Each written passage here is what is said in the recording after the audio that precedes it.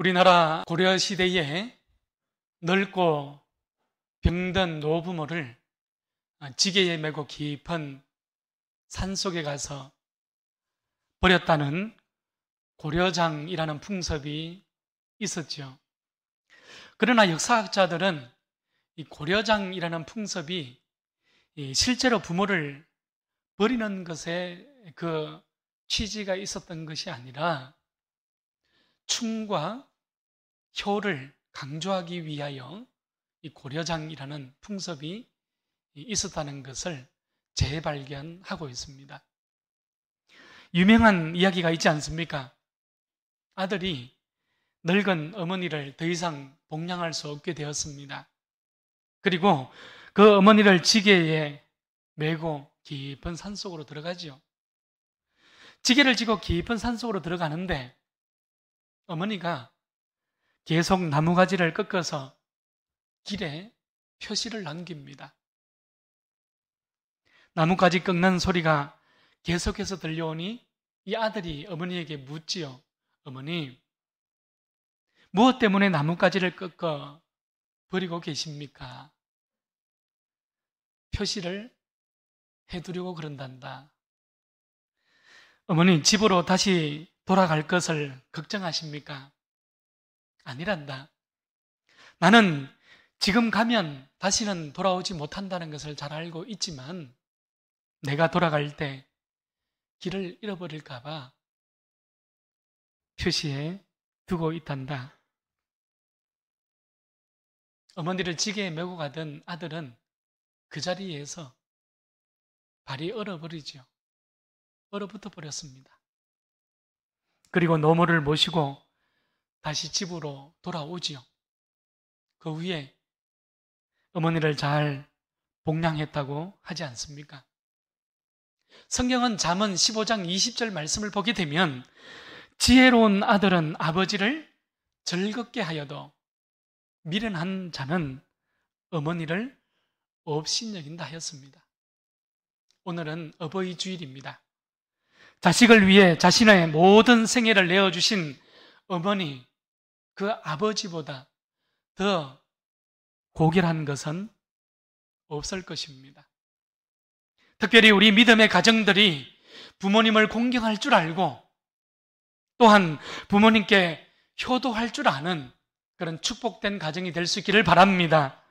무엇보다도 우리 어르신들이 지금까지 자녀들을 위하여서 또한 교회를 위하여서 일평생 주님과 함께 믿음으로 걸어오셨듯이 앞으로의 모든 삶 또한 주님과 동행하며 넉넉히 승리하는 복된 삶이 될 수 있기를 축원합니다.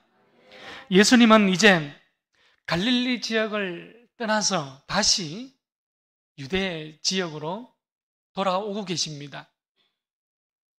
지금 마가는 예수님께서 어떤 경로로 이동하고 계시는가 이것을 강조하고 있는 것이 아니에요. 마가는 예수님이 아직 예루살렘에 입성하지 않으셨지만 가야 할 최종의 목적지지요. 바로 그 십자가의 길을 우리에게 강조해주고 싶어 합니다. 마가는 예수님의 그 한 걸음 한 걸음이 또 그 한 장면 한 장면이 십자가를 향하고 있는 예수의 행적이라는 사실을 우리에게 밝히 보여주고 싶어 하는 것이죠. 오늘 본문 2절을 보게 되면 이러한 행적, 이러한 길에서 바리새인들이 또 예수님께 와서 묻고 있습니다. 예수님을 시험하기 위한 질문이었죠. 이혼에 관한 질문입니다. 사람이 아내를 버리는 것이 옳습니까? 라는 질문입니다. 바리새인들은 예수님께서 하신 말에 모순을 발견하고 싶어 합니다. 예수님이 걸어가는 그 발걸음에 올무를 놓고 예수님께서 거기에 걸려 넘어지기를 지금 바라고 있는 그런 모습들이지요. 고의적인 올무입니다. 마태복음 5장 31절 말씀에 보면 예수님께서는 이미 산상수훈에서 모세의 율법을 넘어서는, 모세의 그 율법을 뛰어넘는 하나님의 마음이지요. 하나님 나라의 근본적인 답변을 예수님께서 말씀해 주셨기 때문입니다. 모세의 율법은 무엇입니까? 신명기 24장 1절 말씀이죠.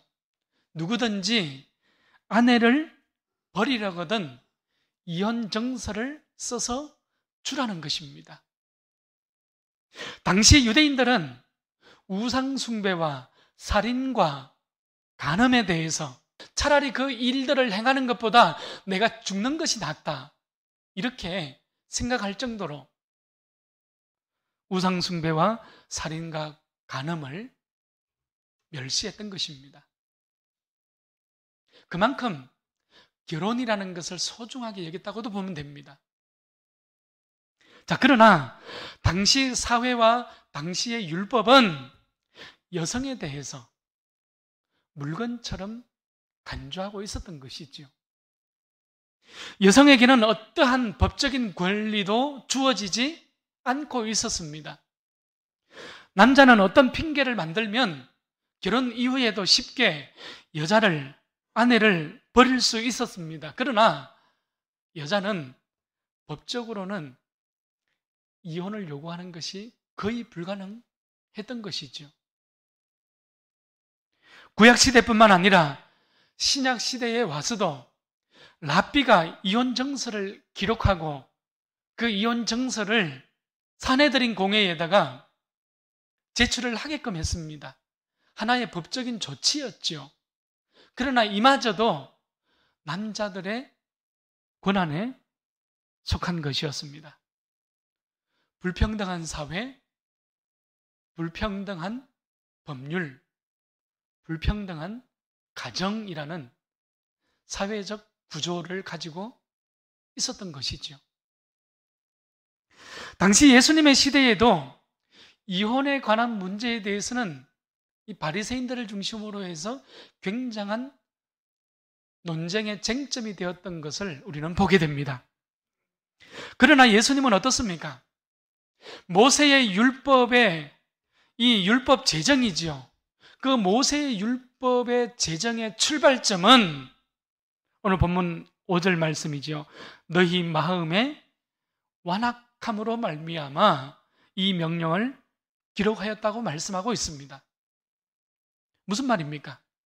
율법이 처음 만들어진 그 취지는 이혼 허가를 위한 것이 아니라 오히려 이혼을 억제하고 이혼으로 인해 누구에게도 억울한 일들이 일어나지 않도록, 그 당시에 결혼한 여인들에게 억울한 일들이 일어나지 않도록 방지하기 위한 조치였다는 것을 예수님께서는 지금 밝히 말씀하고 있는 것이지요. 그러나 시간이 흘러갔습니다. 모세의 율법이 오용되어지기 시작한 거예요. 모세의 율법이 잘못 해석되어 적용되어지기 시작한 것이지요. 특히 오늘 5절 말씀을 보게 되면 마음의 완악함이라는 단어는 딱딱하여져서 굳어진 마음을 일컫는 말입니다. 그러니까 헬라어로 스클레로 카르디아라는 단어지요. 여러분, 딱딱하게 굳어버린 혹은 말라버린 이라는 단어는 스클레로스라는 헬라어입니다. 이것과 마음이라는 카르디아가 합성되어져서 스클레로 카르디아, 그러니까 심령이 딱딱하게 굳어서 더 이상 하나님의 말씀을 새길 수 없게 된 바로 그러한 마음을 일컫는 그러한 용어가 되는 것입니다. 여러분, 율법의 본질에 집중하지 않은 마음이지요. 외적인 겉모양에만 치중하는 바리새인들의 그 마음을 스크레오 카르디아 이렇게 일컫고 있는 용어가 되는 것입니다. 예수님은 지금 불평등에 대하여서 바리새인들뿐만 아니라 당시 사회 속에 만연하고 있는 율법주의지요. 또한 타락한 윤리성에 대하여서 보다 근원적인 진단을 하고 있다는 것을 우리는 발견해 보게 됩니다. 예수님은 하나님이 세운 그 가정 속에 일어나고 있는 불평등에 대해서 그 불평등을 제거하고 평등이라는 길을 다시금 쌓아가고자 하는 모습인 것이죠. 그래서 예수님은 모세의 율법 그것을 뛰어넘어서 그것을 넘어서서 율법 이전에 있었던 창조의 때까지 거슬러 올라가고 계시는 거예요. 하나님께서 창조의 때에 남자와 여자를 만드셨고 그들이 부모를 떠나서 한 몸이 되게 하셨습니다. 이것이 예수님의 답변이에요. 율법을 한참 거슬러 올라가고 있죠. 뛰어넘어서 보다 근원적인 예수님의 답변입니다. 그래서 하나님이 짝지어 주신 것을 사람이 나눌 수 없다는 말씀이죠. 이것이 가정입니다. 하나님의 마음은 모세의 율법 조항을 이미 넘어서고 있는 바로 그 말씀을 우리는 찾아보게 되는 것입니다. 창조의 근본적인 질서 속에서 하나님께서는 남자와 여자를 처음부터 어떻게 하셨다는 거예요? 불평등한 존재로 만든 것이 아니라 평등한 존재로 만드셨다는 것이 성경에 나오는 말씀입니다. 우리가 하나님을 믿는다는 것, 이것도 마찬가지입니다. 여러분, 우리는 제자로 부름을 받았어요. 우리는 하나님을 믿는 성도들입니다. 여러분, 우리 믿음이 율법 조항에 갇혀 있지 않기를 축원합니다. 여러분, 우리 하나님을 믿는다는 것은 율법을 넘어서는 것입니다. 사회의 시스템과 인간의 어떤 도덕성이나 윤리성에 우리가 묶여 있는 것이 아니라 예수님을 믿는다는 이 사실은 사회의 시스템과 윤리성을 이미 넘어서서 살아간다는 것이 성도의 존재입니다. 우리가 가지고 있는 믿음이에요. 그래서 신앙은 하나님을 향하는 것입니다. 성도는 우리 시대에 일어나는 남녀 차별을 비롯한 모든 온갖 종류의 불평등이지요. 모든 종류의 차별이지요. 여러분, 이러한 것들을 없애기 위하여 노력하며 살아가야 한다는 것을 우리에게 말씀하고 있는 것이에요. 하나님이 세운 우리 믿음의 가정들이 하나님의 창조의 원리를 따라서 하나님을 향하는 길, 평등의 길을 향하여서 세워질 수 있기를 축원합니다. 여러분, 이제 13절 말씀으로 가보게 되면 또 다른 하나의 주제가 나오고 있습니다. 어떤 사람들이 어린 아이들을 데리고 예수님께 나왔습니다. 그런데 그 어린 아이들을 데리고 나오는 사람들을 보고 제자들이 어떻게 하고 있습니까? 성경에 보면 꾸짖었다고 기록을 하고 있어요. 제자들은 어린아이들이 별 볼 일 없는 존재라고 인식하고 생각했던 것이지요. 제자들이 가지고 있는 차별입니다. 불평등의 모습이지요. 예수님은 이 장면을 보시고 단순하게 화를 내시는 정도가 아니라 분노하였다고 마가는 기록해주고 있습니다. 예수께서 분노하셨다는 것은 어린 아이들조차 별 볼 일 없고 하찮은 그 어린 아이들조차도 이 사회 속에서, 가정 속에서 존중받기를 바라셨던 예수님의 그 마음을 우리는 보게 되는 것이죠. 당시 여자들과 어린 아이들은 인구수를 계수하는 그 사회에서 포함되지 못할 정도로 천대받는 사회였고 천대받는 존재였습니다. 그러나 예수님께서는 남자뿐만 아니라 여자와 어린아이들도 모든 사람들이 평등하고 모든 사람들이 존중받는 그러한 가정을, 그러한 사회를 바라고 원하셨던 것입니다. 예수님은 이런 보잘것없는 어린아이 하나를 통하여서 하나님 나라의 비밀을 교훈해주고 계시죠. 어린아이들이 내게 오는 것을 용납하고 금하지 말라. 하나님의 나라가 이런 자의 것이니라. 아멘. 여러분, 하나님의 나라는 어린아이와 같은 자들의 것이라고 예수님께서 지금 선언하고 계시는 거예요. 내가 진실로 너희에게 이르노니 누구든지 하나님 나라를 어린아이와 같이 받들지 아니하면 결단코 그곳에 들어가지 못하리라. 그리고 예수님은 어린아이들을 안으셨어요. 그 어린아이들에게 안수하시고 축복해 주고 있는 모습을 오늘 본문에서 우리는 찾아보게 됩니다. 어린아이와 같은 자, 어린아이와 같이 받드는 자는 누구를 이야기하는 것입니까? 여러분, 낮은 자지요. 그들은 약한 자를 가리키는 것입니다. 하나님 나라에 들어갈 자격이 있는 사람은 높은 곳에 서 있는 사람들이 아니라 낮은 곳을 향하여 걸어가는 자들이라고 주님께서 지금 말씀하고 있는 것입니다.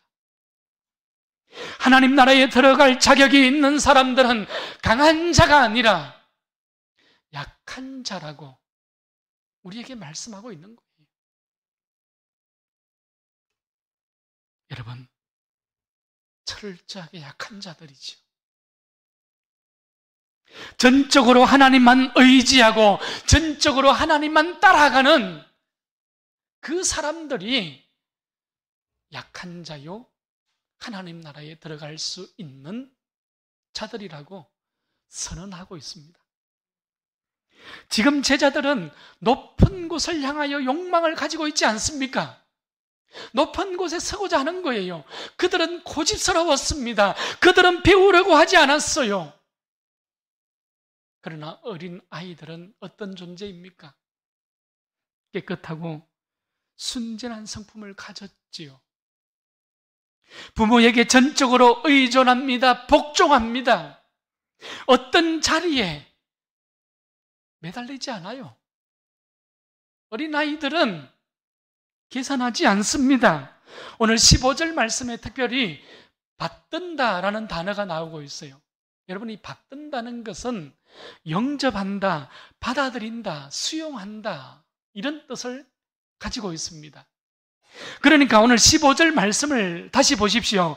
받들지 않는 자는 하나님 나라에 들어가지 못한다고 하였습니다. 여러분, 무슨 의미입니까? 이 말을 반대로 해석해 보십시오. 하나님의 나라를 영접하고 하나님 나라의 약한 자가 되고 하나님 나라를 받드는 자는 하나님의 나라에 들어갈 수 있다는 말씀이 되는 것이죠. 여러분, 이것이 우리가 가지고 있는 신앙, 믿음의 본질이 되는 것입니다. 그래서 우리는 한없이 약할 때 우리는 한없이 강해질 수 있는 겁니다. 여러분, 말씀을 정리합니다. 요한복음 3장을 보게 되면 바리새인 중에 니고데모라는 한 사람이 한밤중에 예수님을 찾아와서 선생님, 어떻게 하면 영생을 얻을 수 있겠습니까? 어떻게 하면 하나님 나라에 들어갈 수 있겠습니까? 질문하지요. 여러분, 니고데모는 실제로 예수님의 기적을 보고 찾아왔습니다. 그러나 예수님은 그 기적을 넘어서서 영생에 대한, 하나님의 나라에 대한 본질에 대해서 지금 말씀을 해주시거든요. 진실로 내게 이르노니 사람이 거듭나지 아니하면 하나님 나라를 볼 수 없느니라. 오늘 이 제자들의 모습, 또한 니고데모의 모습은 하나님 나라에서 너무 멀리 서 있음을 우리는 발견해 보게 됩니다. 예수님과 먹고 마시고 기적을 경험했잖아요. 하나님의 말씀을 듣고 또 들었습니다. 그러나 제자들도 니고데모도 너무 먼 곳에서 살아가고 있는 모습을 우리는 보게 됩니다. 여러분 기억하십시오. 복음은 단순히 예수를 믿고 천국에 들어가는 것으로 끝나는 것이 아니잖아요. 여러분, 우리가 가지고 있는 믿음은 그저 예수 믿고 그저 천국에 가는 것으로 여러분 거기에 끝나는 그런 하나의 사건이 아니잖아요. 하나님 말씀이 선포되어진 그곳에는 하나님의 통치가 이루어지는 것이에요. 여러분, 우리가 이 땅에 살아가면서도 하나님 나라지요 천상의 삶을 우리는 살아내야 하는 것입니다. 내가 복음을 믿는데, 내가 예수를 따르고 있는데 이 복음이 내 삶과 아무런 상관이 없다면, 이 복음이 내 생활과 내 생명에 아무런 상관이 없다면 여러분, 이 복음, 이 예수가 무슨 의미가 있겠습니까? 어찌 믿는 성도요, 어찌 믿는 제자라 할 수 있겠습니까? 예수의 십자가 사건이지요. 죽음의 사건입니다. 예수의 부활의 사건이지요. 생명의 사건입니다.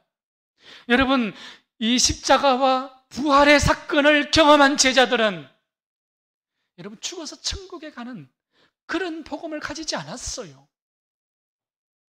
이 제자들은 부활의 사건을 경험하고 그들은 일그러지고 어두워진 세상을 향하여 일어나서 그 세상 한가운데로 흩어졌지 않습니까? 여러분, 그리고 세상을 변화시켜 갔어요. 그들은 복음의 등불을 지켜들고 어두운 세상을 비추기 시작한 것이지요. 불평등한 세상 속에 복음의 빛을 비추고 복음의 소금이 되어서 그들은 살아갔던 것입니다. 여러분, 그래서 단두대에 목을 내어주잖아요.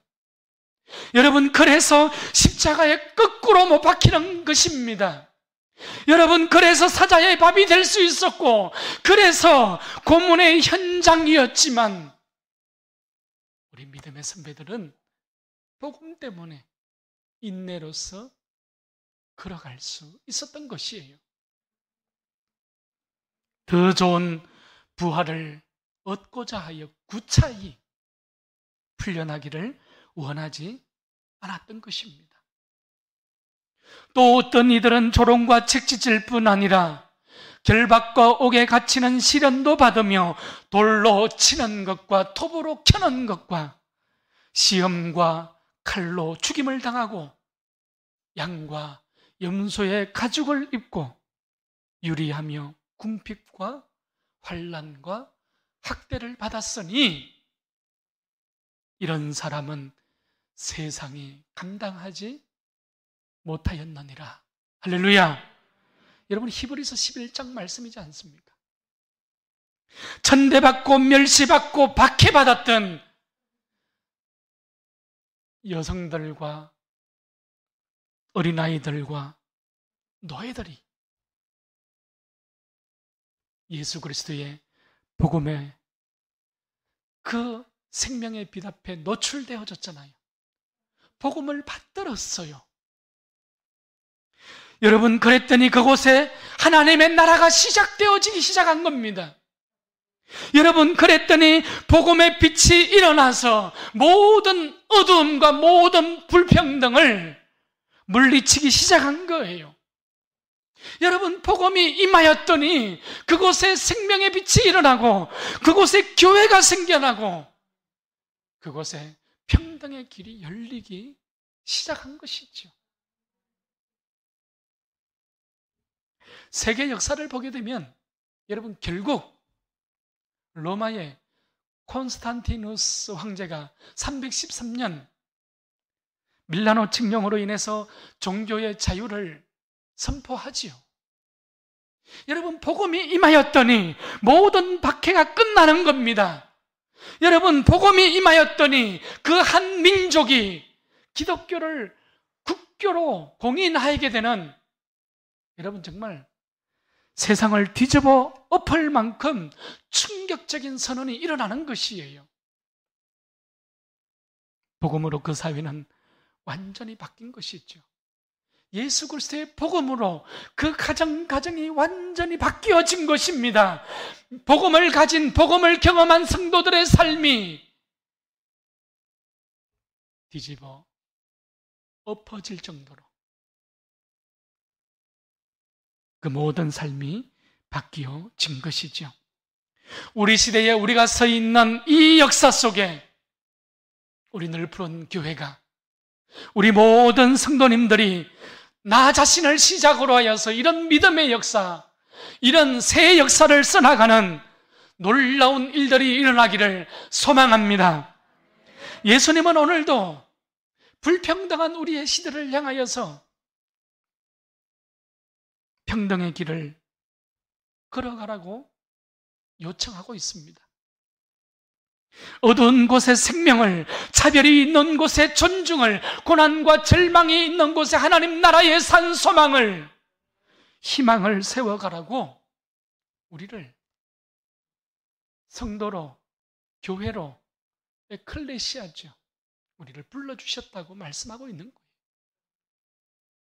거예요. 우리가 믿음으로 세워가며 살아가는 우리 모든 성도님들 가정마다 우리 함양 땅이, 또한 우리가 섬기는 이 역사와 이 시대 가운데에 예수님의 행적을 따라가는, 그래서 평등을 새롭게 세워가는 그 믿음의 길이 하나님의 나라를 꽃피우는 거룩한 길이 될 수 있기를 축원합니다. 예수를 잘 믿는 것이 가정을 바꾸는 길입니다. 예수를 잘 믿는 길이 세상을 바꾸는 길입니다. 이러한 믿음의 고백의 자리에서는 우리 모두가 될 수 있기를 축원합니다.